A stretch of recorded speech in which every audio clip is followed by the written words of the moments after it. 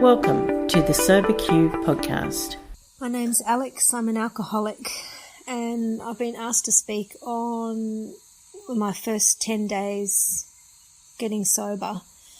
I got sober in 1st of November 1993, and I was 22 years old.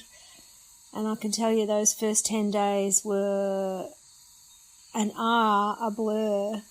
I went to my first meeting in a little hospital in northern New South Wales and came out of that meeting feeling less alone than I had been in a long, long time. I identified that I knew that alcohol was the problem, but I identified that I just couldn't drink.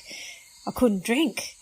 But how do I not drink? And there were these people who had a plan on how to do that, and I'd never had a proper plan. I was going to do this, I was going to do that. And I've heard people since when I've got sober go to retreats and sanitariums and rehabs, and I didn't do any of that. I just kind of tried to stop, and it never worked. And I was living in a little caravan in my grandmother's backyard in Urunga, and I had drank and smoked dope and read self-help books in that caravan while I was trying to stop. And I went home from my first meeting. It was a Tuesday night in Bellingen. And I remember just thinking, well, shit, I can't drink. And so I got myself good and stoned, I recall. And I went back in a week's time. So that week between that first meeting, that second meeting, like we're talking 10 days, it's a short period of time. That week was, it was a nightmare in my little caravan, not being able to sleep, wanting to drink, knowing I can't drink, being snappy with my grandmother who had put up with so much of my rubbish. It was due to her that I got sober. I came home, and there were some AA pamphlets on the back veranda one day, and I just lost it. I was so angry. How dare she? How dare they? Because it's supposed to be anonymous, and there's nothing anonymous about coming to my house. And I knew nothing about AA. I didn't know what it really, I didn't really know what it was about. And so young and so rebellious and so broken, so very, very broken.